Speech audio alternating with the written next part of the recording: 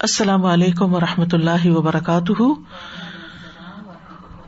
نحمده ونصلی علی رسولہ الکریم، اما بعد فاعوذ باللہ من الشیطان الرجیم، بسم اللہ الرحمن الرحیم، رب اشرح لی صدری ویسر لی امری واحلل عقدۃ من لسانی یفقهوا قولی۔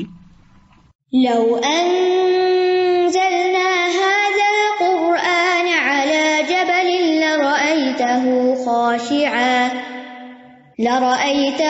خاشعا متصدعا من خشية الله وتلك الأمثال نضربها للناس لعلهم يتفكرون۔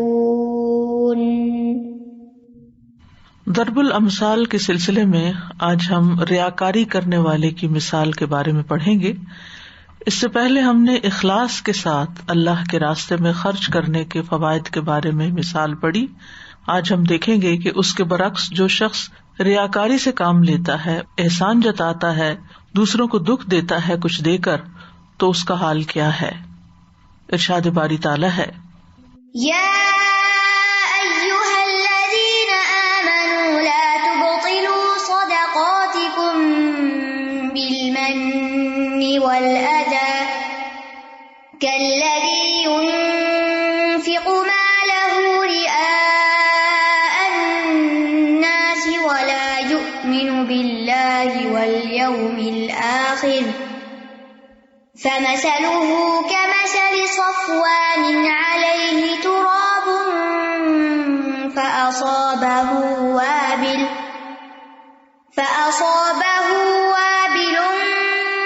فتركه صلدا لا يقدرون على شيء مما كسبوا والله لا يهدي القوم الكافرين۔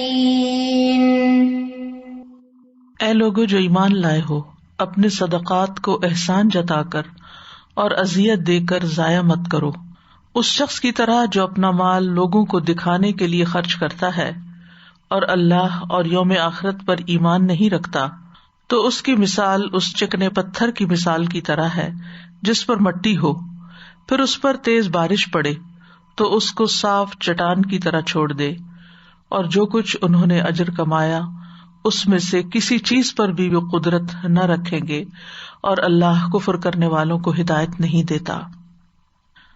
سورۃ البقرہ کے اس حصے میں خرچ کرنے اور خرچ کرنے والوں کے بارے میں بہت سی باتیں آئی ہیں۔ پچھلی آیت میں ہم نے دیکھا کہ اللہ سبحانہ تعالیٰ ان لوگوں کی مثال بیان کرتے ہیں جو اپنے مال اللہ کے راستے میں اخلاص کے ساتھ خرچ کرتے ہیں، تو ان کا یہ مال کس طرح بڑھتا ہے۔ اس کی مثال ایک دانے کی مثال کی طرح ہے جس نے 7 خوشے اگائے اور ہر خوشے میں 100 دانے ہیں، اور اللہ جس کے لیے چاہتا ہے بڑھا دیتا ہے، اور اللہ وسعت والا اور سب کچھ جاننے والا ہے۔ اس آیت میں نہ صرف یہ کہ اخلاص کے ساتھ صدقہ کرنے والے کی مثال کا ذکر ہے، بلکہ صدقے کی رغبت بھی دلائی گئی ہے، اور اس کے بعد مزید ایک مثال آتی ہے کہ جس میں نیت کی خرابی کے ساتھ اگر کوئی انسان صدقہ کرتا ہے تو اس کا نقصان کیا ہوتا ہے۔ اسلام میں نیت کا بہت بڑا مقام ہے، بہت اہم چیز ہے۔ کوئی بھی عمل صرف اپنے ظاہری عمل کی بنا پر اللہ کے ہاں قابل قبول نہیں ہوتا۔ اللہ تعالیٰ صرف اس عمل کو قبول کرتا ہے جس کے کرنے والے نے اپنی نیت درست رکھی ہو۔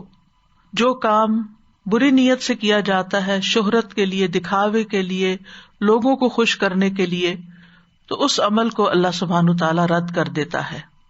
صحیح نیت کیا ہونی چاہیے کہ کسی بھی کام کو کرنے سے اللہ سبحانہ تعالیٰ کی رضا مقصود ہو۔ جو بھی کوئی نیکی کا کام کریں، چھوٹا کریں، بڑا کریں، صدقہ کریں یا نماز پڑھیں یا کوئی بھی نیکی کا کام کریں، تو انسان کے اندر یہ احساس ہونا چاہیے کہ مجھے اس کا اجر صرف اور صرف اللہ سے لینا ہے، اس اجر کی توقع کسی اور سے نہیں رکھنی۔ لیکن اگر انسان بری نیت سے کام کرتا ہے، یعنی بری نیت کا مطلب کیا ہے کہ نیکی کا کام بظاہر دین کا کام کر کے اس سے دنیا کا فائدہ اٹھانا چاہتا ہے، اور اس لیے کہ لوگ اس کی تعریف کریں، لوگوں میں اس کی شہرت ہو، اس کی پاپولیرٹی بڑھ جائے، لوگوں کے درمیان اس کو بہت عزت مل جائے، تو یہ چیز اللہ سبحانہ تعالیٰ کے ہاں قابل قبول نہیں۔ نیت کا تعلق انسان کی اندرونی کیفیت سے ہے، انسان کی سوچ کے ساتھ ہے۔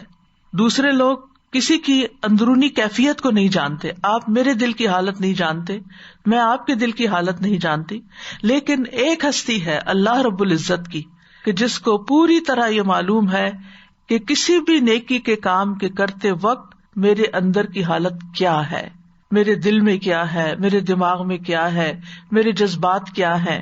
ہم لوگوں کو دھوکہ دے سکتے ہیں، لوگ ہمارے بارے میں غلط فہمی کا شکار ہو سکتے ہیں، لیکن ہم اللہ سبحانہ تعالیٰ کو دھوکہ نہیں دے سکتے، کیونکہ وہ ہر چیز کو خوب جاننے والا ہے، اور قیامت کے دن وہ ہر ایک سے اپنے علم کے مطابق ہی معاملہ کرے گا، اور ہر ایک کو وہی بدلہ دے گا جس کا وہ واقعی مستحق ہے۔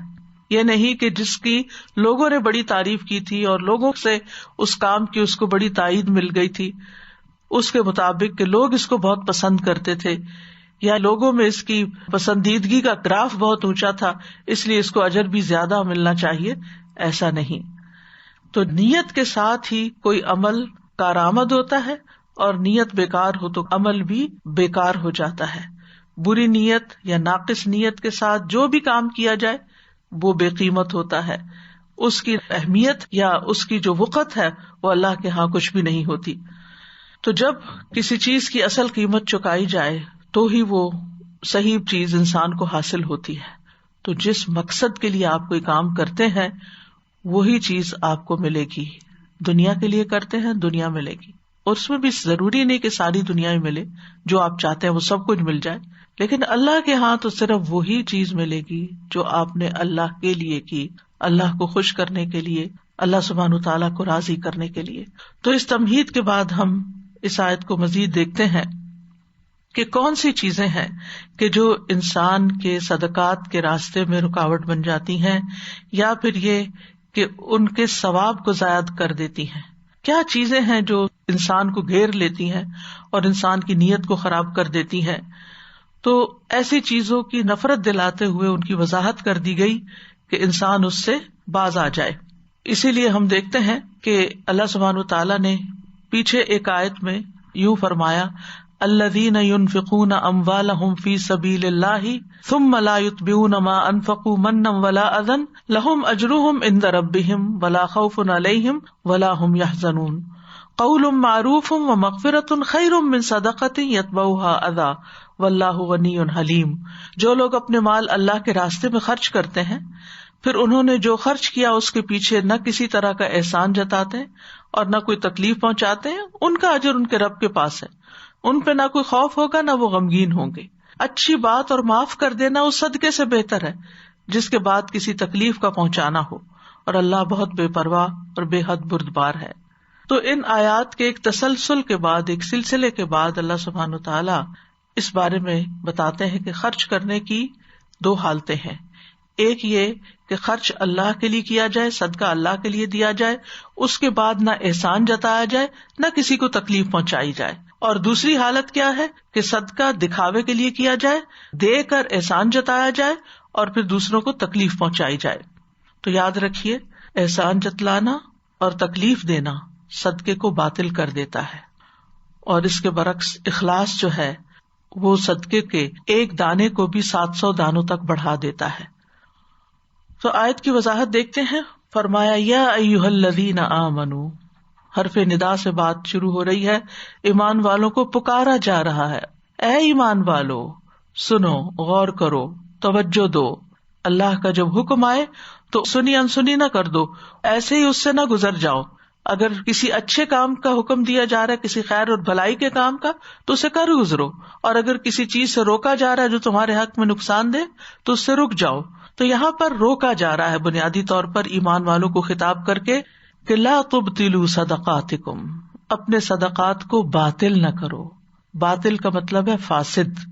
کہا جاتا ہے کہ یہ چیز فاسد ہے، یا کہا جاتا ہے یہ چیز باطل ہے، تو یہ فاسد اور باطل دونوں ایک ہی معنی میں ہے۔ تو ہر وہ کام، ہر وہ عمل جس کے نتیجے میں کوئی اثر مرتب نہ ہو یا کوئی نتیجہ نہ نکلے اس کا، وہ فاسد ہوتا ہے۔ یعنی آپ نے ایک کام کیا، مثلا کھانا بنایا اور اس کو جلا دیا تو کسی کے بھی کام نہ آیا، کسی کا بھی پیٹ نہ بھرا، کوئی اس کو چکھ بھی نہ سکا. اور بہت دفعہ آپ ایسے تجربات سے گزرتے ہیں. یا آپ نے کوئی چیز بنائی، مثلاً آپ نے گلاس میں کوئی چیز بھر کے رکھی اور اتنے میں گلاس آپ کے ہاتھ سے سلپ ہو گیا اور سب کچھ ٹوٹ پوٹ کے اسپل آؤٹ ہو گیا، ختم ہو گیا، تو اس سے آپ کو کوئی فائدہ نہ ہوا. تو باطل وہ عمل ہوتا ہے جس کا کوئی فائدہ مند نتیجہ نہ نکلے، یعنی جس سے کچھ حاصل نہ ہو، وہ بیکار ہو، فضول میں جائے. خواہ وہ عبادت کا کام ہو، جسے کہتے ہیں نا اس کی نماز باطل ہو گئی، تو کیا مطلب ہے کہ یہ نماز ادائی نہیں ہوئی یا اس کا کوئی اجر و ثواب بھی نہیں ملے گا. اسی طرح حقوق العباد میں بھی اگر آپ کوئی معاہدہ کرتے ہیں اور اس کو پورا نہیں کرتے تو وہ باطل ہو جاتا ہے، یعنی جس مقصد کے لیے وہ کانٹریکٹ کیا گیا تھا وہ پورا ہی نہیں ہوا. بعض اوقات کہتے ہیں یہ بیع یا تجارت باطل ہے، یعنی وہ کمپلیٹ نہیں ہوئی، اس کا کچھ نتیجہ نہیں نکلا. تو عبادات کی ادائیگی میں بہت سی شرائط ہوتی ہیں، اور اگر وہ عبادت صحیح طریقے پر ادا کی جائے تو اس کے صحیح اثرات بھی، نتائج بھی سامنے آتے ہیں. مثلاً اگر کوئی عبادت ہم پر فرض کے درجے میں ہے یا واجب میں ہے تو اس کے نتائج کیا ہوں گے اگر ہم صحیح طریقے پر ادا کریں گے. مثلاً یہ کہ نمبر 1 ہمارا فرض پورا ہو جائے گا، یعنی ہم پر عبادت جو فرض کی گئی، جیسے نماز فرض کی گئی ہے، تو اگر ہم وضو کے ساتھ اس کی ساری شرائط ارکان کے ساتھ اس کو ادا کرتے ہیں تو گویا نمبر 1 ہمارا فرض پورا ہو گیا. نمبر 2 یہ کہ صرف فرض پورا نہیں ہوا بلکہ اس کا اجر و ثواب بھی حاصل ہوگا. اور نمبر 3 یہ کہ نہ صرف یہ کہ آخرت کا اجر و ثواب بلکہ نماز پڑھنے کے جو دنیاوی فائدے انسان کو حاصل ہوتے ہیں، اگرچہ ان کو سامنے رکھ کے نماز نہیں پڑھی جاتی لیکن وہ بھی حاصل ہوتے ہیں. مثلاً آپ وضو کرتے ہیں تو آپ پاک صاف ہو جاتے ہیں، آپ طہارت سے ہوتے ہیں تو آپ کے اندر ایک اچھی سکینت کی کیفیت ہوتی ہے. اسی طرح آپ جب نماز میں کھڑے ہوتے ہیں، ذکر کرتے ہیں، اس سے آپ کو سکون ملتا ہے. یہ دنیاوی فائدہ ہو رہا ہوتا ہے، اجر تو اپنی جگہ، لیکن ساتھ ساتھ آپ فائدہ بھی اٹھا رہے ہوتے ہیں. اسی طرح جب آپ مختلف ارکان کی ادائیگی میں اوپر نیچے ہوتے ہیں تو آپ کی ورزش بھی ہو رہی ہوتی ہے، اسٹریچز ایک طرح سے ہو رہے ہوتے ہیں، تو موومنٹس ہو رہی ہوتی ہیں. پھر وقت کی پابندی اور بے شمار دنیاوی فوائد ہیں جن کے لیے نماز نہیں پڑھی جاتی لیکن وہ ہوتے ہیں. اسی طرح زکوٰۃ ہے مثلاً، تو زکوٰۃ کی ادائیگی جو ہے وہ مال کو پاک کرتی ہے، فریضہ ادا کرتی ہے، آپ کے مال میں نشو و نما ہوتی ہے. پھر زکوٰۃ یا صدقات کے جو مزید فوائد ہیں کہ وہ مصیبتوں کو ٹالتا ہے، آپ کے رزق میں اضافے کا باعث بنتا ہے، جس کو آپ دیتے ہیں اس کے ساتھ آپ کے تعلقات اچھے ہوتے ہیں، آپ کو خوشی حاصل ہوتی ہے، ایک سکون ملتا ہے. تو یہ سارے فائدے حاصل ہوتے ہیں آپ کو. لیکن جب کوئی چیز باطل ہو جاتی ہے تو اس میں ہو سکتا ہے کہ وقتی طور پر آپ کو دنیاوی شہرت کوئی ملی، تھوڑی دیر کے لیے آپ کو بڑی تھرل ملی، اس کے بعد یہ کہ آپ بیٹھ گئے، بلکہ الٹا ریگریٹ اور ندامت اور دل کے اندر ایک پریشانی. یعنی یہی وجہ ہے کہ جب انسان اللہ کے لیے کام نہیں کرتا تو وہ کام اس کے لیے دیر پا خوشی کا باعث نہیں بنتا. آخرت میں تو خیر اس کے لیے ہے ہی کچھ نہیں، لیکن دنیا میں بھی وہ زیادہ فائدے کا نہیں ہوتا. تو بہرحال جب کوئی عمل باطل ہوتا ہے تو اس کا مطلب یہ ہے کہ ذمہ داری ہماری پوری نہیں ہوتی، ثواب حاصل نہیں ہوتا. اور اس کے کئی ایک اسباب ہیں، جس میں ایک سبب یہ ہے کہ کسی رکن یا شرط میں خلل واقع ہو، یا یہ کہ کوئی ایسی رکاوٹ آ جائے کہ جو عبادت پر اثر انداز ہو. تو یہاں پر فرمایا لا تبطلوا صدقاتکم، یعنی اپنے صدقات کو بیکار نہ کر دو، ضائع نہ کر دو. اور صدقات، صدقہ کی جمع ہے ہر وہ چیز جو انسان اللہ سبحانہ تعالیٰ کا قرب حاصل کرنے کے لیے خرچ کرتا ہے، وہ صدقہ کہلاتا ہے. اور پھر اس کی تقسیم بھی ہے، فرض صدقات میں جیسے زکوٰۃ ہے، نفقات واجبہ ہے جیسے بیوی کا نفقہ ہے، یا اور جس کو دینا ہمارے ذمہ ہو اس کو دینا. تو وہ فرائض کی ادائیگی جو ہے مال میں وہ بھی ہے، لیکن اس کے ساتھ ساتھ نفلی صدقات بھی ہیں.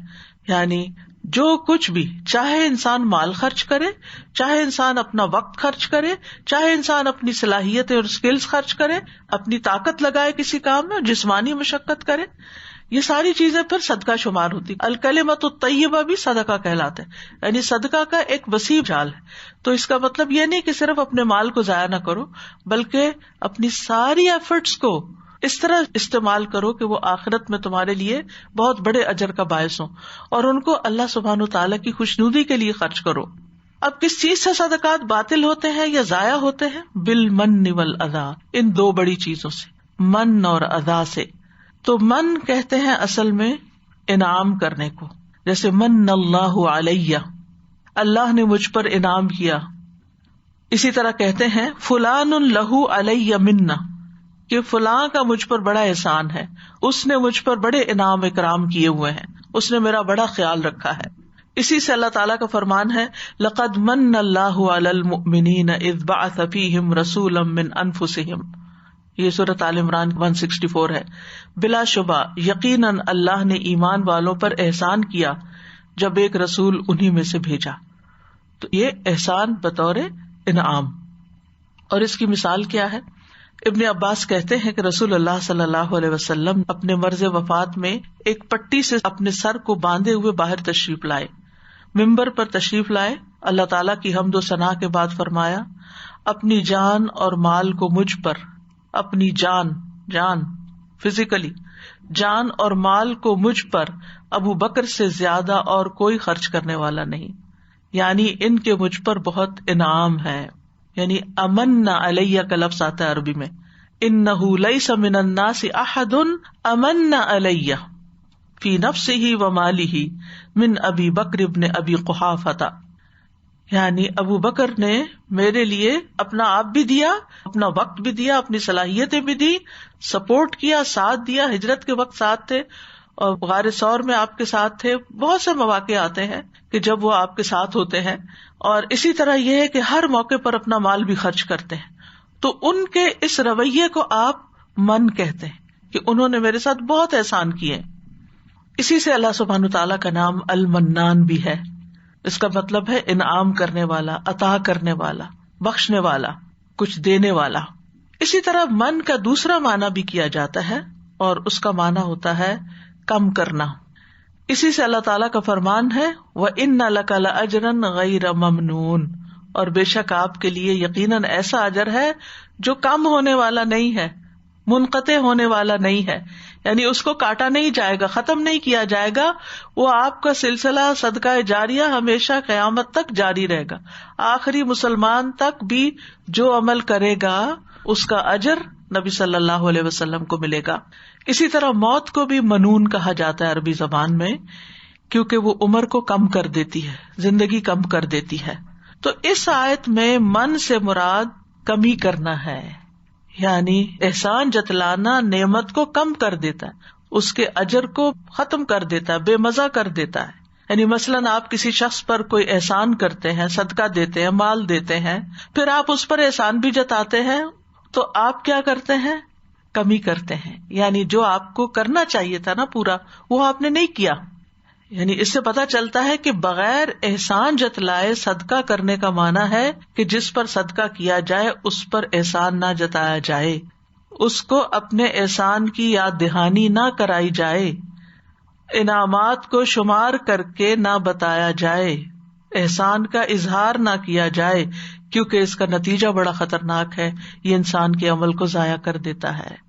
یعنی ایک تو اس کام کا مزہ کم کر دیتا ہے، انسان کی عزت کم ہو جاتی ہے. اب دیکھیں کتنی کمیاں لاحق ہو جاتی ہیں، انسان کی اپنی عزت کم ہو جاتی ہے جب آپ کسی کو دے کے پھر احسان بھی جتانا شروع کر دیتے ہیں.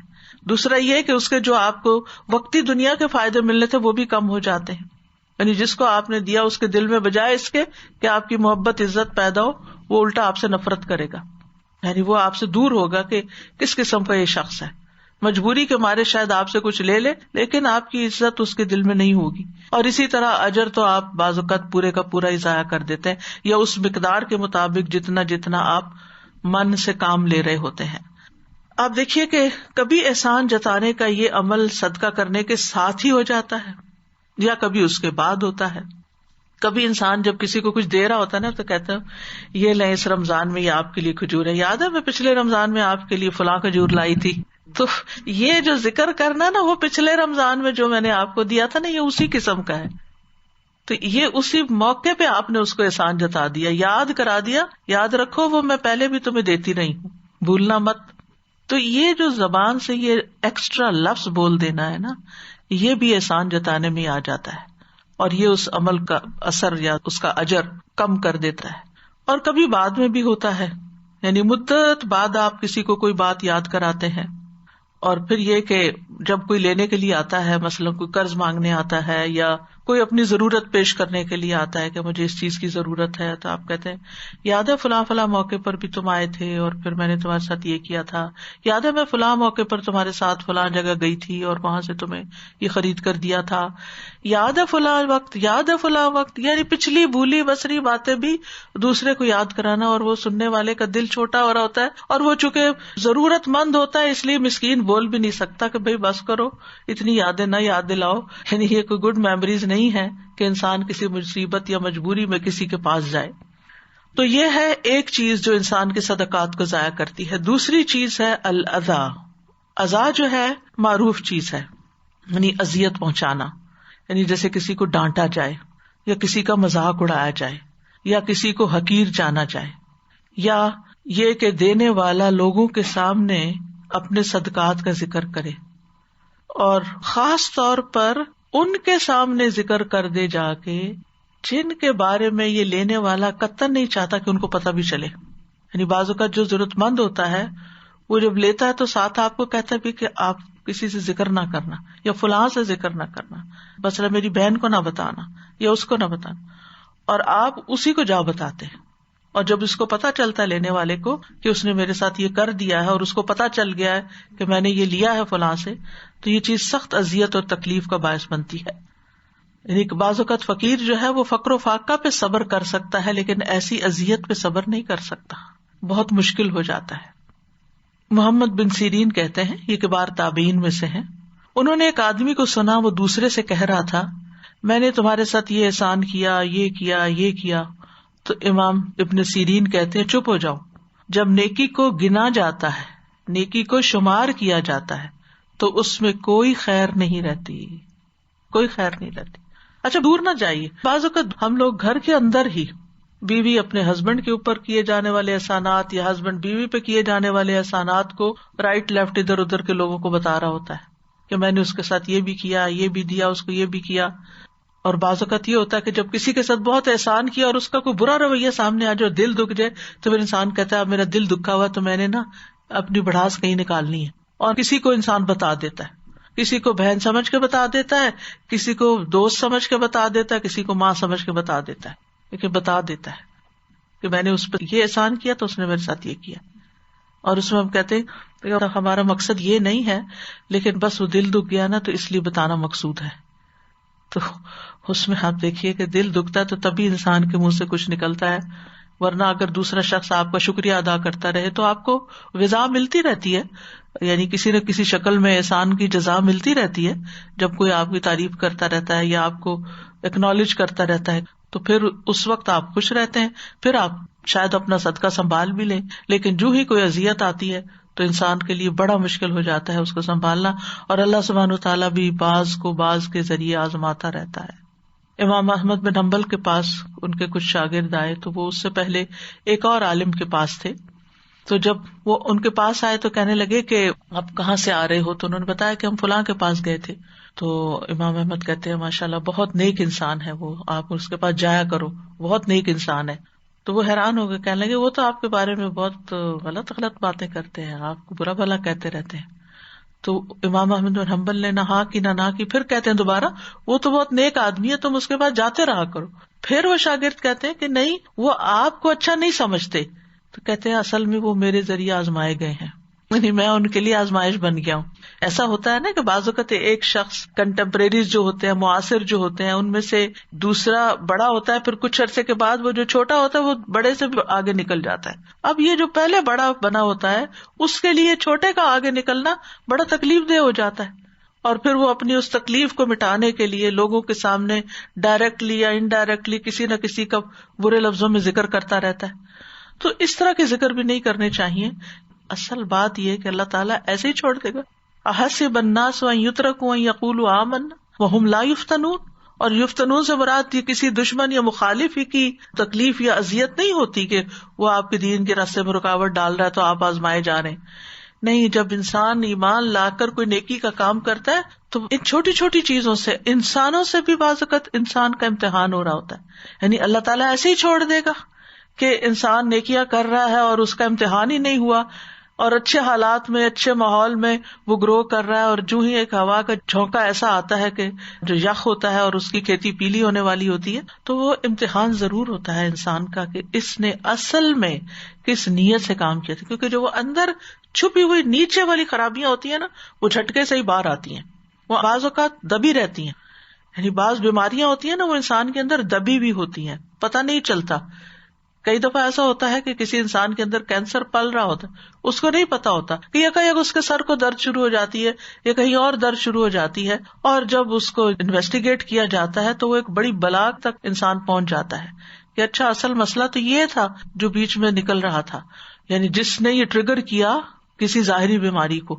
تو یہ جو ہمارے منہ پہ باتیں آ جاتی ہیں یا ہمارے رویوں سے احسان جھلکنے لگتا ہے, یہ اصل میں اندر ہماری کسی خرابی کی نشاندہی کر رہا ہوتا ہے کہ ہم نے یہ کام اصل میں اللہ کی رضا کے لیے نہیں کیا. امام شافعی کی طرف سے کچھ اشعار ذکر کیے جاتے ہیں.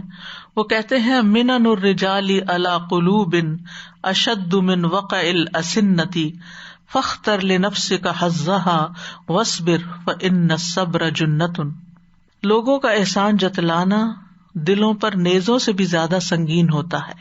یعنی کسی کو نیزہ مارا جائے تو اس کی درد اتنی شاید نہ ہو جتنا کسی کا احسان جتانے کے تیر سے ہوتا ہے. تو اپنے نفس کے لیے اس کے نصیبے کو اختیار کر اور صبر کر, کیونکہ صبر ایک ڈھال ہے. یعنی صبر سے ہی کام لے کے بچ سکتے ہو, اور وہ جو آ رہے ہیں نا تیر, ان سے صبر کے ساتھ ہی بچ سکتے ہو, ورنہ تمہارے منہ سے بھی کچھ نکل گیا تو سب کیا دھرا ضائع ہو جائے گا. اب یہ جو ضائع کرنے والے لوگ ہیں, ان کی مثال کس کی طرح؟ کالذی ينفق مالہ رئاء الناس, اس شخص کی طرح ہے جو اپنا مال لوگوں کو دکھانے کے لیے خرچ کرتا ہے. اور جو لوگوں کو دکھانے کے لیے کوئی کام کرتا ہے تو اس کا عمل برباد ہو جاتا ہے. جیسے ابتدا میں نے ذکر کیا تھا کہ اگر نیت درست نہ ہو تو انسان کا عمل برباد ہو جاتا ہے. تو جو من و اذا سے کام لیتا ہے وہ ریاکاری کرنے والے ہی کی طرح ہے. اور ریاکاری جو ہے سب کو معلوم ہے, رأى یرائی سے ہے ریاءً. عربی میں رأى یرائی, ایک ہوتا ہے نا رأى یرا, وہ نہیں, رأى یرائی ریاءً اس کا مصدر ہے. یعنی کسی نیک کام کو اس لیے کرنا کہ لوگ دیکھ لیں, اس کی تعریف کریں. ولا یؤمن باللہ والیوم الآخر, اور وہ اللہ اور یوم آخرت پر ایمان ہی نہیں رکھتا. یعنی ریاکار دراصل اللہ پر اور آخرت کے دن پر پوری طرح ایمان نہیں رکھتا, اسی لیے وہ لوگوں کو دکھانے کے لیے, لوگوں کو خوش کرنے کے لیے اپنے عمل کا انسٹنٹ ریوارڈ چاہ رہا ہوتا ہے لوگوں سے ہی, دنیا میں ہی. اللہ کے ہاں اس کو اجر و ثواب پانے کی کوئی امید نہیں ہوتی, یا وہ امید ہی نہیں رکھتا, یا اس کا خیال بھی نہیں گزرتا اس کو, اور اس کی نیت میں ہی نہیں ہوتا کہ میں جو دے رہا ہوں اس کا اجر مجھے اللہ سے چاہیے. تو ریاکار کی مثال کس طرح ہے؟ فَمَثَلُهُ كَمَثَلِ صَفْوَانٍ عَلَيْهِ تُرَابٌ, اس کی مثال ایک چٹان کی مثال کی طرح ہے, چکنے پتھر کی مثال کی طرح ہے جس پر مٹی پڑی ہوئی ہو. صفوان جو ہے صفوانت ان کی جمع ہے, اور صفوان صفا سے ہے, صاف صفا, یعنی بہت بڑا پتھر جو چکنا بھی ہو, یعنی اوپر سے ملائم پتھر ہوتے ہیں نا, ملائم اور چکنا پتھر جو ہے اس کو صفوان کہتے. بالکل صاف پلین جیسے گرینائٹ ہوتی ہے یا سنگ مرمر یا اسی طرح کے جو پتھر ہوتے ہیں نا بہت چمکدار چکنے سے. تو مطلب یہ ہے کہ یہ پتھر صاف ستھرا ہوتا ہے اور یہ دوسرے پتھروں کی نسبت بظاہر نرم بھی لگتا ہے. تو ایسے پتھر کے اوپر اگر تھوڑی سی بھی, مثلاً آپ دیکھیں کہ اگر آپ نے گھر میں ماربل کا فرش لگا رکھا ہے نا, جن لوگوں نے کبھی ماربل لگوایا ہو, یہاں تو اتنا رواج نہیں لیکن پاکستان میں اکثر ماربل لگواتے ہیں, تو اس میں کیا ہوتا ہے کہ تھوڑی سی بھی گرد اس میں بہت جلدی نظر آنے لگتی, یعنی اس کی مینٹیننس بڑی مشکل ہوتی ہے. تو اس کے اوپر وہ جو گرد ہوتی ہے یا غبار ہوتا ہے وہ فوراً نمایاں ہو جاتا ہے. ٹھیک ہے, تو اس پتھر کی مثال دی گئی, کسی بھی پتھر کی مثال نہیں دی گئی, یا کسی پہاڑ کی مثال نہیں دی گئی, چکنے پتھر کی مثال دی گئی ہے. اور پھر جب اس کو صاف کیا جاتا ہے تو عام فرش کے مقابلے میں وہ چمکدار بھی بہت نظر آتا ہے, کرسٹل کلیئر, اس میں شکل بھی دیکھی جا سکتی. فَأَصَابَهُ وَابِلٌ, تو اس کو تیز بارش پہنچے, یعنی زیادہ پانی والی بارش پہنچے. وابل زوردار بارش کے لیے آتا ہے. یعنی پتھر پہ مٹی پڑی اور اس پتھر کے اوپر تیز بارش بھی آ گئی، وابل آ گئی. اخذم وبیلا کا لفظ بھی قرآن میں آتا ہے، وبیل، اور وبال کا لفظ بھی آتا ہے، وذاقوا وبال امرہم. فترکہ صلدا، تو سلد کہتے ٹھوس پتھر کو، تو اس نے اس کو بس ٹھوس پتھر ہی کی طرح چھوڑ دیا، وہ مٹی اوپر سے سب بہہ گئی. کیونکہ سلد جو ہوتی ہے وہ کچھ اگاتی نہیں، نہ اس کے اندر کچھ جاتا ہے نہ اس سے باہر کچھ نکلتا ہے، اس لیے یہاں سلد کی مثال دی جا رہی ہے. یعنی زمین کو اس پتھر سے تشبیہ دی گئی جو پتھر نباتات نہیں اگاتا. پہاڑی علاقوں میں آپ نے دیکھا ہوگا کہ کچھ پتھروں پہ درخت بھی اگے ہوئے ہوتے ہیں، پہاڑوں پہ درخت ہوتے ہیں، بہت گرینری ہوتی ہے، تو وہ کچھ نہ کچھ اگاتے ہیں. لیکن کچھ پتھر ایسے ہوتے ہیں کہ اگر آپ دیکھیں تو حیران ہو جائے. جب میں پہلی دفعہ مکہ گئی تو مئی کا مہینہ تھا، سخت گرمی تھی، اور اتنی شدید گرمی شاید زندگی میں کبھی نہیں میں نے محسوس کی تھی. تو ہم ایک سڑک پہ جا رہے تھے تو سائڈ پہ جو پتھر تھے وہ اتنے چکنے اور گرم، یعنی میرے دل میں خیال ہے یہاں لوگ بستے ہیں، یہاں لوگ رہ سکتے ہیں، یعنی اتنی شدید گرمی میں، اور اتنے چٹیل پتھر، کوئی گرینری نہیں ان کے اوپر، کوئی گھاس نہیں، کوئی مٹی نہیں، کچھ نہیں، پتھر کے پتھر. تو ایسے پتھروں میں کچھ اگتا نہیں ہے، چاہے بارش ہو بھی سارا پانی بہہ جاتا ہے، چند سیکنڈ کے اندر بالکل ڈرائی ہو جاتے ہیں، جیسے پہلے تھے ویسے ہی ہو جاتے ہیں. یعنی وہ جیسے پہلے چمک رہے تھے نا، دکھاوا ہو رہا تھا ان کا، وہ دوبارہ شروع ہو جاتا ہے. لا يقدرون على شيء مما كسبوا، وہ کسی چیز پر بھی قدرت نہیں رکھتے اس میں سے جو انہوں نے کمائی کی، محنت کی. یعنی جو انہوں نے اس مٹی میں جو اس پتھر کے اوپر پڑی تھی کچھ اگایا، تو اس سے کوئی کھیت نہیں نکلا، کوئی کھیتی نہیں کاٹی، کچھ بھی نہیں. فاصبح يقلب كفيه على ما انفق فيها، تو اس نے اس حال میں صبح کی کہ اپنی ہتھیلیاں ملتا رہ گیا جو اس میں اس نے خرچ کیا تھا. یعنی بعض اوقات ایسا ہوتا ہے نا کہ ایک پتھر ہے نیچے، یعنی زمین پر، اس کے اوپر کچھ مٹی پڑی ہوئی ہے، یعنی ایک لیئر ہے مٹی کی، تو انسان کہتا ہے یہاں میں کچھ اگا لیتا ہوں، بارش پڑے گی تو کچھ نہ کچھ اگ جائے گا. اچھا جب وہ بارش آتی ہے تو جو اس نے بیج ڈالا ہوتا ہے، جو محنت کی ہوتی ہے، وہ سارا بہہ جاتا ہے، پتھر نکل آتا ہے، اس کا بیج بھی گیا، اس کی محنت بھی گئی، اور اس کی ساری امیدیں بھی ختم ہو گئی. تو یہی حال اس شخص کا ہے. یعنی جو ان کی امید تھی کہ کوئی ثواب وغیرہ مل جائے گا، کچھ بھی نہیں ملا، یا اس کھیتی کے اگ جانے کے بعد اس کے جو فائدے حاصل ہونے تھے کچھ بھی حاصل نہیں ہوا. تو بنیادی طور پر تو مانا یہی ہے کہ ثواب حاصل کرنے کی قدرت نہیں رکھتے جو لوگ اپنے صدقات کو احسان اور تکلیف پہنچانے کے ساتھ باطل کر لیتے ہیں، جو ریاکاری اور فخر کے اظہار کے لیے صدقہ کرتے ہیں، وہ اس چیز کے ثواب کو حاصل کرنے کی قدرت نہیں رکھتے جو انہوں نے عمل کیے ہوتے ہیں، کیونکہ ان کے اعمال کے ساتھ ریاکاری اور ایذا پہنچانے کا عمل ہوتا ہے جو ان کے صدقات کی برکت کو مٹا دیتا ہے، اس کے نتیجے کو ختم کر دیتا ہے، اس کے ثواب کو زائل کر دیتا ہے.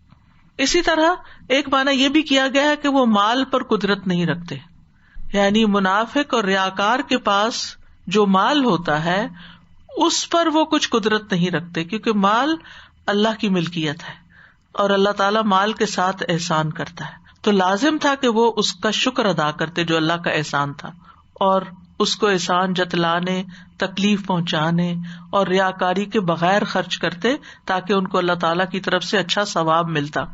یعنی مما کسبو، جو ان کی محنت تھی، جو انہوں نے خرچ کیا، جو انہوں نے اوپر وقت لگایا، اور جو اس کا وہ نتیجہ چاہتے تھے وہ کچھ بھی حاصل نہ ہوا. واللہ لا یہدی القوم الکافرین، اور اللہ کافر قوم کو ہدایت نہیں دیتا. کفر کا ایک معنی ہوتا ہے انکار اور دوسرا معنی ہوتا ہے ناشکری. یہاں کافر ناشکرے اور منکر نعمت کے معنوں میں استعمال ہوا ہے، یعنی جو شخص اللہ کی دی ہوئی نعمت کو اس کے راستے میں اس کی رضا کے لیے خرچ کرنے کی بجائے لوگوں کو خوش کرنے کے لیے خرچ کرتا ہے، یا اگر اللہ کے راستے میں کچھ مال دیتا بھی ہے اور نیت اللہ کو خوش کرنے کی ہے لیکن اذیت دینے لگتا ہے اور احسان جتانے لگتا ہے، تو ایسا شخص جو ہے وہ کبھی بھی سیدھے راستے پہ نہیں ہو سکتا، وہ کبھی بھی اپنی منزل تک نہیں پہنچ سکتا، وہ اس کا کوئی اجر و ثواب نہیں پا سکتا. یاد رکھیے، اذیت دینا، احسان جتلانا مومن کا شیوا نہیں ہوتا. ایمان کے ساتھ یہ چیزیں زیب ہی نہیں دیتی. یعنی یہ کہنا کہ واللہ لا یہدی القوم الکافرین میں اس بات کی طرف اشارہ ہے کہ ریاکاری اور احسان جتانا جو ہے اور سائل کو اذیت دینا، یہ مسلمان کی خصوصیات نہیں ہوتی، یہ تو کافروں کی خصوصیات ہیں. یہ کام مومن کے شایان شان نہیں ہے، کسی ایمان والے سے یہ توقع نہیں کی جا سکتی. ایسے لوگوں کو اللہ تعالی توفیق ہی نہیں دیتا کہ پھر وہ کوئی اچھا کام اس کے لیے کر سکیں. اور اسی طرح اگر کافرین کو کفر اکبر کے معنوں میں لیا جائے تو بھی کیا معنی ہوگا کہ جن لوگوں پر کلمہ عذاب ثابت ہو گیا ہے وہ پھر ایمان نہیں لاتے، ان کو ہدایت نہیں ملا کرتی. ان الذین حقت علیہم کلمۃ ربک لا یؤمنون، یعنی اگر عمومی معنوں میں اس کو لیا جائے کہ اللہ تعالیٰ کافر قوم کو ہدایت نہیں دیتا تو اس کا معنی یہی ہوگا کہ پھر ان سے ہدایت توفیق چھین لی جاتی ہے. وَلَوْ جَاءَتْهُمْ كُلُّ آیَةٍ حَتَّى يَرَوْا الْعَذَابَ الْأَلِيمَ، خواہ ان کے پاس ہر نشانی آ جائے یہاں تک کہ دردناک عذاب دیکھ لیں. تو بنیادی طور پر اس مثال کے اندر صدقات کے ثواب کو ختم کرنے والی چیزوں کا بیان ہے کہ کیا کیا چیزیں صدقات کا ثواب ضائع کر دیتی ہیں. صدقہ جو ہے ایک عبادت ہے، اور عبادت صرف اللہ کی رضا کے لیے کی جاتی ہے، اسے ضائع نہیں کرنا چاہیے. اللہ سبحانہ وتعالی مثال کے ذریعے بات کو مزید واضح فرما رہے ہیں کہ وہ لوگ جو اپنا مال لوگوں کو دکھانے کے لیے خرچ کرتے ہیں ان کی حالت پتھر کی حالت کی طرح ہے جس پر مٹی ہے. ٹھیک ہے، مٹی اس کو ڈھانپے بھی ہوتی ہے، دیکھنے والا سمجھتا ہے کہ بڑی زرخیز مٹی اور کاشتکاری کے لیے بڑی عمدہ ہے، لیکن جب وہ اس میں کاشت کرتا ہے اور زور کی بارش آتی ہے تو بارش سے تو توقع یہ ہوتی ہے کہ یہ اور پھلے پھولے گی، لیکن بارش نے تو الٹا کام کر دیا، ہر چیزیں صفا کر کے رکھ دی اور پتھر بھی صفا کر دیا. تو اسی طرح یہ سارے امور انسان کی کوششوں کی صفائی کر دیتے ہیں، اس کو کسی نتیجے تک نہیں پہنچنے دیتے. اس میں آپ دیکھیے کہ چکنے پتھر پر پڑی ہوئی مٹی جو ہے یہ وہ وقتی خیرات اور صدقات ہیں جو وقتی طور پر نظر آتے ہیں. ٹھیک ہے، اور احسان جتانا اور اذیت پہنچانا جو ہے یہ وہ اس بارش کی طرح جو آ کے ان صدقات کو بہا کے لے جاتے ہیں. ٹھیک ہے، مٹی جو ہے ان چیزوں کو قبول کرتی ہے، پانی جذب کر لیتی ہے، بیج لے لیتی ہے، پھر اس کے بعد اگاتی ہے، یعنی اس کے بہت سارے کام ہوتے ہیں. لیکن اگر مٹی ہی بہہ جائے تو پھر ہاتھ میں کیا آئے گا؟ یعنی مٹی کیا ہے؟ وہ صدقات ہیں جو وقتی طور پر پڑے پتھر کے اوپر یا صدقات دیے تو وقتی ایک شان و شوکت ہو گئی، خیر کی امید لگ گئی، احسان ریاکاری اور یہ ساری چیزیں آئیں، سارا کچھ لے گئی، اب کچھ بھی ہاتھ میں نہ آیا.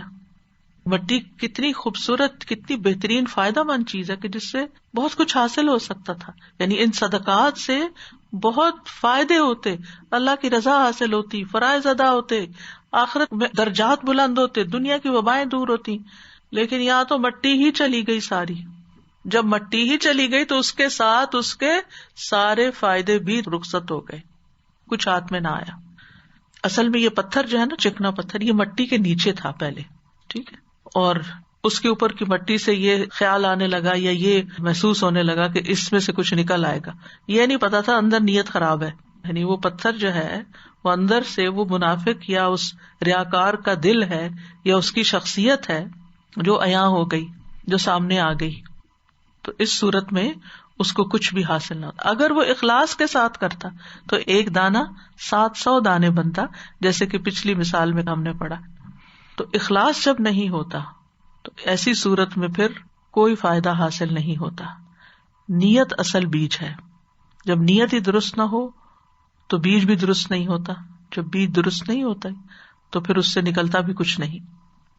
اصل میں پتھر اور مٹی کی مثال دی بھی اس لیے گئی کہ جو پہاڑی یا پتھریلے علاقے ہوتے ہیں ان میں جو کاشتکاری کی جاتی ہے، کل کی انشاءاللہ مثال سے مزید بات واضح ہوگی، جو بلند مقامات ہوتے ہیں وہ میدانی مٹی سے زیادہ بہترین مٹی ہوتی ہے، وہ زیادہ بہترین گرینری لاتی ہے. کیونکہ جو میدانی علاقوں میں بارش پڑتی ہے نا تو اس سے کیا ہوتا ہے، کیچڑ ہو جاتا ہے، زمین کے اندر پانی چلا جاتا ہے، بعض کے جڑوں میں بیٹھ جاتا ہے. جب وہ جڑوں میں پانی بیٹھتا ہے تو اس سے جو پھل نکلتا ہے وہ اتنا میٹھا نہیں ہوتا. تو یعنی ہونا تو یہ چاہیے تھا کہ جتنا عمدہ مقام تھا وہاں پر جو محنت کی گئی اس سے بہترین نتائج حاصل ہوتے، لیکن وہ نتائج حاصل ہونے کی بجائے الٹا سب کچھ ہی بہہ کے رہ گیا. یعنی دکھاوا کرنے والا جو ہے اس کا دل یعنی وہ ایک صاف اور چٹیل پتھر کی طرح ہے، اور اس پہ پڑی ہوئی مٹی جو ہے اس کا صدقہ ہر چیز ہی چلی گئی. اور پھر یہ کہ جب پتھر صاف سامنے آیا تو اس کی حقیقت کھل گئی کہ اصل میں تو یہ دھوکا تھا، یہ جو اوپر مٹی پڑی ہوئی تھی اندر تو کچھ بھی نہیں تھا. کیونکہ عموماً کیا ہوتا ہے کہ جو ریاکاری کرتا ہے نا وہی من اور عذاب ہی کرتا ہے، کیونکہ اس کو انسٹنٹ فائدے چاہیے ہوتے ہیں نا، کہ میں نے کوئی کام کیا لوگ میری تعریف کریں. لوگ تعریف کرنے کے بجائے اگر تنقید شروع کر دیتے ہیں، یعنی کہ کیا دیا یا یہ تھوڑا دیا، تو آپ دیکھیں کہ پھر اس کے بعد ریئیکشن کیا ہوتا ہے. مثلاً ایک شخص کسی فقیر کو کچھ دیتا ہے اور وہ دکھاوے کی نظر سے دیتا ہے کہ میرے ساتھ، مثلاً آپ گاڑی میں بیٹھے ہوئے ہیں، کسی فقیر نے آ کے گاڑی کا دروازہ کٹکھٹایا، آپ کے ساتھ 2-4 لوگ اور بھی بیٹھے ہیں، آپ ایک نوٹ نکالتے ہیں اور دیتے ہیں، تو پھر کیا ہوتا ہے کہ وہ جو فقیر ہے وہ کہتا ہے میں نے یہ نہیں لینا. تو اب آپ کی بےزتی ہو گئی نا، وہ پیچھے گاڑی میں جو بیٹھے ہوئے لوگ تھے جن کو آپ دکھاوا کر رہے تھے ان کے سامنے آپ کی بےزتی ہو گئی. اب بجائے اس کے کہ آپ سلام علیکم کرتے کہ اچھا بھائی یہی ہے فی الحال، آپ فقیر پہ برسنا شروع کر دیتے ہیں، اذیت والی باتیں سنانا شروع کر دیتے ہیں. تو یہ 3 چیزیں اکٹھی کیوں کی گئی؟ کیونکہ یہ اوپر نیچے ہوتی ہیں، ساتھ ساتھ ہوتی ہیں. کیونکہ جو اللہ کے لیے دیتا ہے وہ پھر دکھاوا نہیں کرتا، اور جب دکھاوا نہیں کرتا تو من و عذاب ہی نہیں کرتا، کیونکہ اس کو پرواہ نہیں ہوتی کہ لوگ میری تعریف کر رہے ہیں یا نہیں، لوگ مجھے واپس کچھ دیں گے یا نہیں، اور لوگ میرا لحاظ کر رہے ہیں یا نہیں. پھر وہ کسی بھی چیز کو خاطر میں نہیں لاتا، وہ اپنا کام کیا جاتا ہے. جس نے تکلیف دی ہوتی ہے آئندہ بھی اگر وہ ضرورت مند ہو تو وہ دوبارہ بھی دیتا ہے. اور بہترین صدقہ کون سا ہے؟ ایسے رشتے دار کو دو جو تمہارا احسان ہی نہ مانے، یعنی جو اکنالج ہی نہیں کرتے، کبھی احساس بھی نہیں کرتے کہ آپ نے ان کو کچھ دیا، پلٹ کے سلام نہیں کریں گے. سلام کی بھی توقع نہ رکھو، دعا کی بھی نہ رکھو، جزا کی بھی نہ رکھو. لا نرید منکم جزاء ولا شکورا، تب ہوتا ہے صدقہ خالص.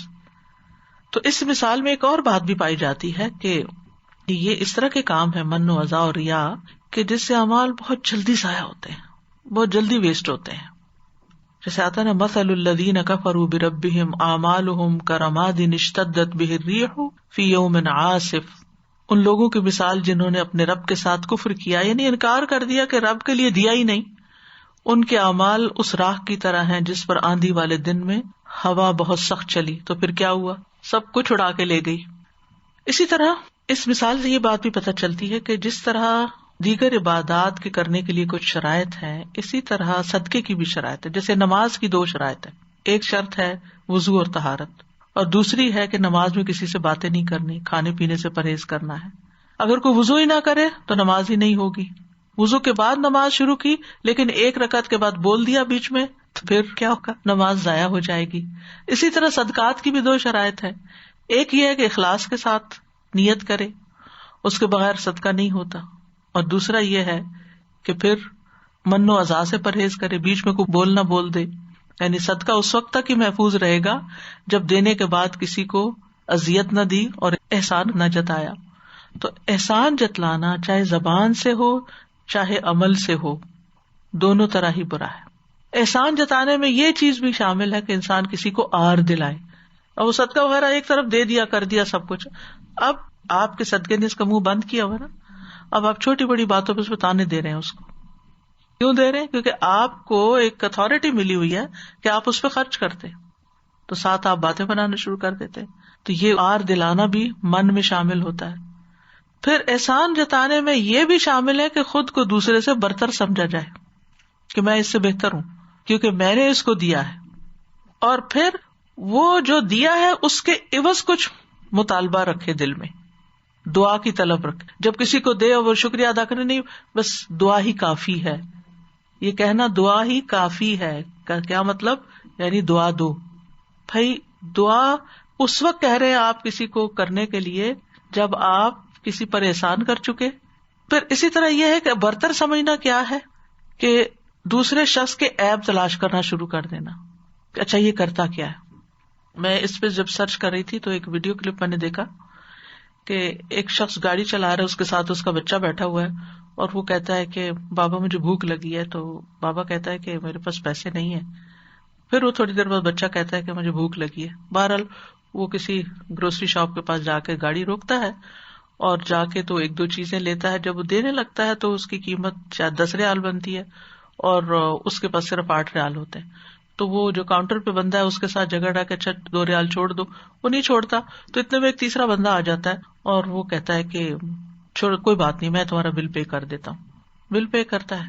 بل پے کرنے کے بعد واپس گاڑی میں بچہ اور باپ آتے ہیں, خوشی خوشی بچہ کچھ کھانے لگتا ہے اور گاڑی ڈرائیو کرنے لگتا ہے. تو جو دینے والا ہے وہ گاڑی لے کے اس کے پیچھے پیچھے جاتا ہے, پیچھے پیچھے جاتا ہے. جو لینے والا ہے وہ جا کے گھر کے سامنے گاڑی روکتا ہے, اندر جاتا ہے, وہاں ایک مریض فقیر بندہ پڑا ہوتا ہے, اس کو جا کے کچھ پیسے دیتا ہے, جو اس بل پے کرنے والے نے کچھ مزید بھی پیسے دے دیے کہ بھائی یہ پھر ضرورت کے لیے رکھ لینا. وہ پیسے اپنی جیب سے نکال کے اس فقیر کو دے کے باہر نکلتا ہے. تو وہ گاڑی لے کے باہر کھڑا ہوتا ہے اور اس سے لڑائی شروع کر دیتا ہے کہ تمہارا یہ گھر بھی ہے اور تم سب کچھ رکھتے ہو اور پھر تم اپنے آپ کو فقیر ظاہر کرتے ہو. تو بعض اوقات یہ ہوتا ہے کہ ہم دے کے دوسرے پہ نظر رکھ لیتے ہیں, اچھا اب اس کے پاس کیا ہے, اس نے کیا رکھا ہوا ہے, یہ کس کو کیا دے رہا ہے, کہاں جا رہا ہے, کہاں آ رہا ہے, یہ پہنا ہوا کیا ہے اس نے, یعنی اتباع کرنا اس کا. تو دینے کے بعد پیچھا نہ کرو کسی کا.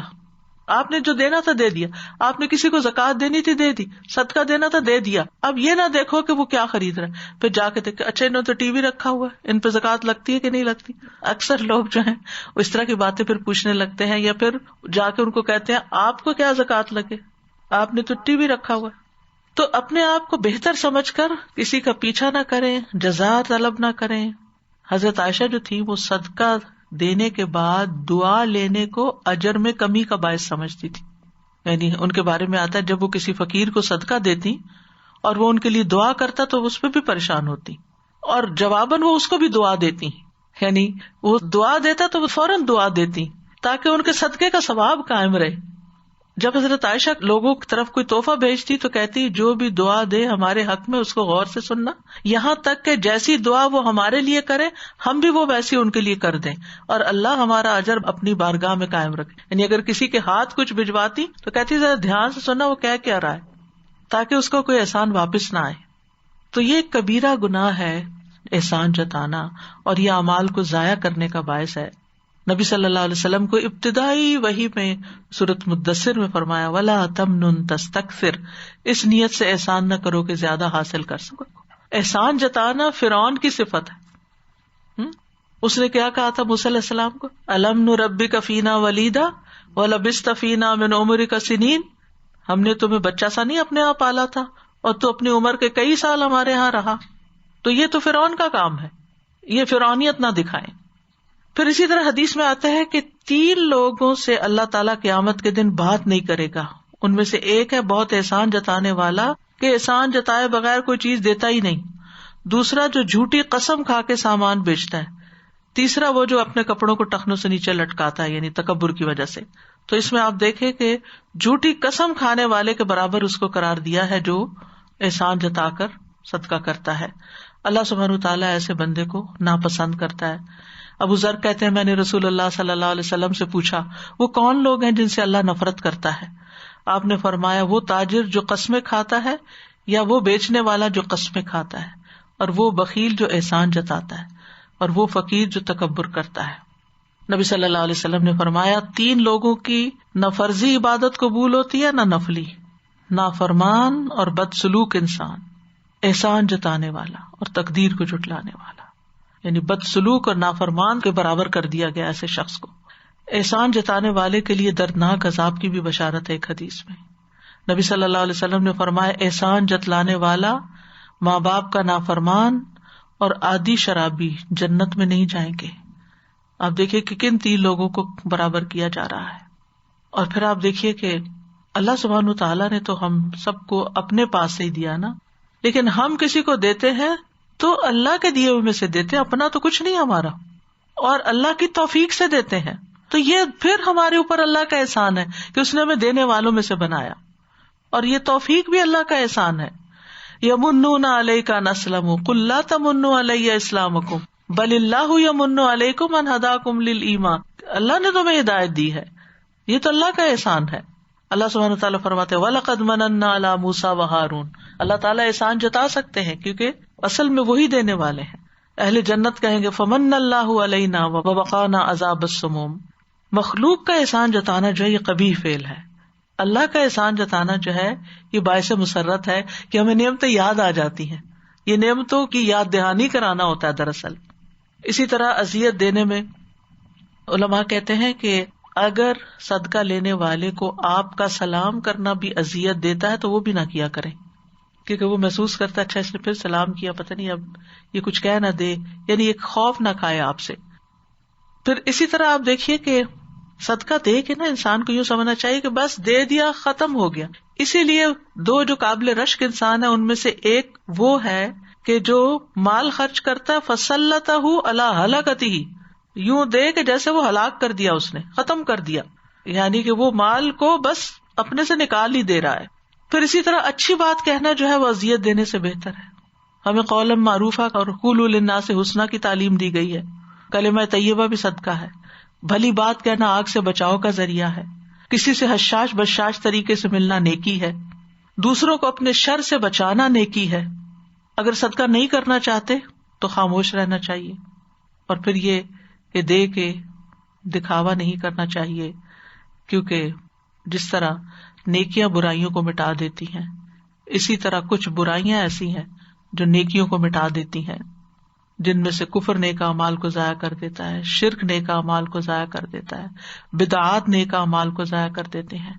تو ہم اللہ تعالیٰ سے دعا کرتے ہیں کہ اللہ سبحانہ تعالیٰ ہمیں ایمان والا بنائے، ریاکار کی طرح نہ بنائے. یعنی یہ ایک مرکب مثال ہے بیسیکلی. یعنی مرکب مثال کا مطلب یہ ہے کہ پہلے احسان جتانے والے اور اذیت دینے والے کو ریاکار کی طرح کہا گیا، ریاکار جیسا کہا گیا، اور پھر ریاکار کی آگے مزید مثال دی گئی. ٹھیک ہے، تو ایک مثال میں دو مثالیں اکٹھی ہیں. تو اللہ سبحانہ تعالیٰ ہمیں ان تینوں چیزوں سے محفوظ رکھے.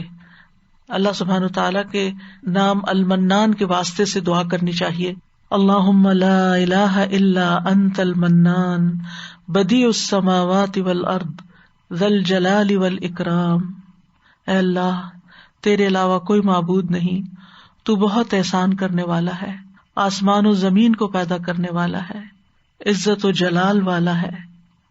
یا رب، ان ناموں کا واسطہ دے کر جو دعا کی جاتی ہے تو قبول فرماتا ہے. اے اللہ، تو ہمیں اخلاص کے ساتھ ہر نیک عمل کرنے کی توفیق دے. عبادت کا کوئی بھی جو کام ہو ہم خالص تیری رضا کے لیے کریں، ہم لوگوں پر احسان جتانے والے نہ ہوں، دکھ دینے والے نہ ہوں. یا رب، تو ہمیں ہر طرح کی ریاکاری اور دکھاوے سے محفوظ رکھنا. اللہم انی اسألک علما نافعا ورزقا طیبا وعملا متقبلا. اے اللہ، میں تجھ سے فائدہ دینے والے علم، پاکیزہ رزق اور قبول ہونے والے عمل کا سوال کرتا ہوں. یا رب، ہمیں علم نافع عطا فرما، یہ علم ہمارے عمل کا حصہ بن جائے اور اخلاص کے ساتھ اسے آگے پہنچانے کی توفیق دے، اور ہمیں ریاکاری سے محفوظ رکھ. اللہم انی اعوذ بک من العجز والکسل والجبن والبخل والحرم والقسوة والغفلة والعیلة والذلة والمسکنة، واعوذ بک من الفقر والکفر والفسوق والشقاق والنفاق والسمعة والریاء، واعوذ بک من الصمم والبکم والجنون والجذام والبرص وسیء الاسقام. اللہم انی اعوذ بک من منکرات الاخلاق والاہواء. اے اللہ، میں تجھ سے برے اخلاق، برے اعمال اور بری خواہشات سے پناہ مانگتا ہوں. اللہم انی اعوذ بک ان اشرک بک وانا اعلم واستغفرک لما لا اعلم. یا اللہ، ہر شرک اکبر اور شرک اصغر سے ہمیں محفوظ رکھنا. اے اللہ، میں تیری پناہ چاہتا ہوں اس بات سے کہ میں جان بوجھ کر تیرے ساتھ کسی کو شریک کروں، اور جو میں نہیں جانتا اس کے لیے بھی تجھ سے مغفرت کا طالب ہوں. یا رب العالمین، اگر میں نے کسی بھی انسان کو برا بھلا کہا ہے، کسی پہ لعنت کی ہے، کسی کو کوئی سزا دی ہے، تو اسے اس کے لیے رحمت، پاکیزگی اور قرب کا ذریعہ بنا دے کہ وہ قیامت کے دن تیرے قریب ہو. ربنا تقبل منا انک انت السمیع العلیم وتب علینا انک انت التواب الرحیم. وصلی اللہ تعالی علی خیر خلقہ محمد وعلی آلہ واصحابہ واہل بیتہ اجمعین برحمتک یا ارحم الراحمین.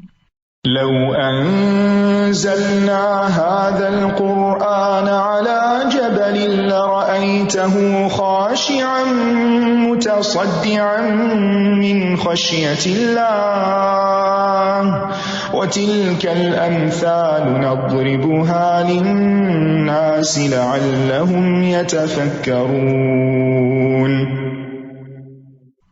الحمدللہ، جزاک اللہ خیر استاذہ جی. سب سے پہلے تو ایک مانگنے والے کی بھی فیلنگ محسوس ہو رہی تھی کہ جو مانگ رہا ہوتا ہے وہ کتنا مجبور ہوتا ہے.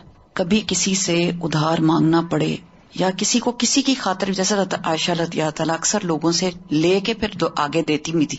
ان کی فیلنگز بہت پریشیس ہوتی ہیں. وہ پتہ نہیں کس طرح سے اپنے آپ کو اکٹھا کر کے مانگنے آتے ہیں اور دوسرے جو ہیں وہ ان کو جھڑک دیتے ہیں.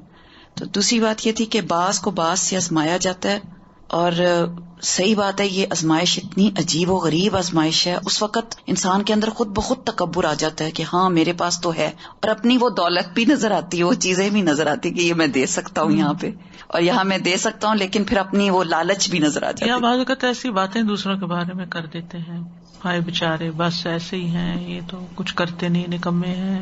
دوسری بات جو میں نے استاذہ جی شیئر کرنی تھی کہ ہم اتنے زیادہ لوگوں کے پیچھے پڑ جاتے ہیں کہ یہ تو اس کو دیا تو یہ اپنے فلانے کو دے دے گا، یہ اپنی بیٹی کو دے دے گا، یہ اپنی ماں کو دے دے گا، یہ اپنے فلانے کو دے دے گا. پیچھا کرتے ہیں نا. اب کرتا کیا ہے، جو میں نے دیا تھا اس سے کیا کرے گا آگے، پیچھے گاڑی لگا لیتے ہیں تاکہ چیک کریں کہ اب یہ جا کہاں رہا ہے، کہاں سے آیا ہے. بہت زیادہ تفتیش شروع کر دیتے ہیں نا پھر. حالانکہ چور کو دیا تھا جو صدقہ، وہ بھی قبول ہو گیا تھا. سزا یہ جو بچوں کے ساتھ کہاں تک ہم کو اجازت ہے کہ ہم اپنے بچوں کو، کیونکہ وہ من کے نیچے دبے ہوتے ہیں، احسان کے نیچے دبے ہوتے ہیں، اور وہ کچھ کہہ نہیں سکتے ہم کو، اور ہم ان کو پوری طرح سے احساس دلاتے ہیں بار بار کہ ہم نے تمہاری خاطر یہ کیا، یہ کیا. یہ سب کچھ احسان جتائے بغیر بھی ہو سکتا ہے. یعنی یہ کہنے کے بجائے کہ میں تمہیں دودھ پلایا تھا، میں نے تمہیں چھوٹے ہوتے پالا تھا، میں نے یہ کیا تھا، وہ کیا تھا، اب تم یہ کرو، یہ کرنے کے بجائے ویسے اگر کسی وقت باتوں میں ذکر ہو رہا ہے کہ بچپن میں ہمارے حالات کیسے تھے، تاکہ بچے شکر گزار ہوں، تو اس نیت سے بات اور ہے تاکہ وہ محنت کے بھی عادی ہوں. لہجہ فرق ہوتا ہے، لہجہ فرق ہوتا ہے، انداز فرق ہوتا ہے. تو ہم اپنے بچوں کا مورائل خود ہی ڈاؤن کر دیتے ہیں، خود ہی ان کا کانفیڈینس ختم کر دیتے ہیں، کسی کام کے نہیں رہتے. جی استاذہ جی، یہ من کے ضمن میں ایک اور بات بھی ذہن میں آ رہی تھی کہ اگر ان کو ڈائریکٹ نہیں کہا تو پھر اور ادھر ادھر ہم کہہ دیتے ہیں، دوسرے لوگوں کو بتا دیتے کہ ہم نے یہ کیا یہ کیا یہ کیا. اور ایک دوسری بات یہ کہ پھر ان لوگوں سے دل ہوتا ہے کہ اب یہ ہمارے کام مفت میں کر دیں. جی یہ بھی ایک ذہن میں ہوتا ہے کیونکہ ہم ان کو سپورٹ کرتے ہیں تو ابھی ہمارے کام جو ہے مفت میں کر دیں. اور باقی یہ جو آپ نے فرمایا نا کہ اللہ تعالیٰ کا ہی دیا ہوا ہے، تو وہی پھر واپس سورہ بقرہ کی بالکل پہلی ہی آیت میں اللہ تعالیٰ فرماتے ہیں مما رزقناہم، ہم نے ہی تو ان کو دیا ہوا ہے جس میں سے وہ خرچ کرتے ہیں. تو اس بات کو اگر یاد رکھیں اور وہ آپ کی والی بات کی شکر ادا کریں اللہ تعالیٰ کے، اس نے ہمیں اس قابل کیا کہ ہم کسی کو دینے والے ہو رہے ہیں، تو پھر انشاءاللہ نہیں آئے گا. اور مثال میں جو آپ نے اینڈ میں کہا نا کہ پتھر جو ہے چھپا ہوا ہے وہ اصل میں دل ہے، اور ظاہر ہے دل کے اندر ہی نیت ہوتی ہے، تو سبحان اللہ وہ اتنی خوبصورت بات لگی کہ اصل میں دل جو تھا اس میں تو کچھ تھا ہی نہیں، وہ تو حقیقت سامنے آ گئی، پتھر ہی تھا، حقیقت کھل کے سامنے. بارش کا چھٹا پڑا تو میں سوچ رہی تھی کہ ہمیں صرف ایسا ہونا چاہیے کہ جیسے انہوں نے کہا ہے کہ نیکی کر دریا میں ڈال. Once you do something good, just forget about it forever. تو نیکی کر دریا میں ڈال بہت ہی پیاری بات لگتی ہے مجھے. بالکل. میں سوچ رہی تھی کہ جو تراب ہوتی ہے وہ سوکھی مٹی ہوتی ہے، تو وہ جتنی دیر بھی بیٹھے وہ because it's dry it's never going to stay on the rock forever ایور. ایگزیکٹلی.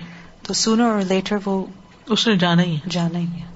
اور اس میں وہ مثال بھی آ جاتی ہے نا، اصل اعمالہم کسراب نج، کہ ان کے اعمال کی مثال سراب کی طرح ہے. جب وہ اس کے پاس جائیں گے تو وہاں لم یجدہ شیئا ووجد اللہ عندہ فوفاہ حسابہ. اللہ رحم کرے، اللہ تعالیٰ بچائے ہمیں، اللہ ہمیں بچا کے رکھے. وآخر دعوانا ان الحمد للہ رب العالمین. سبحانک اللہم وبحمدک، اشہد ان لا الہ الا انت، استغفرک واتوب الیک. السلام علیکم ورحمۃ اللہ وبرکاتہ.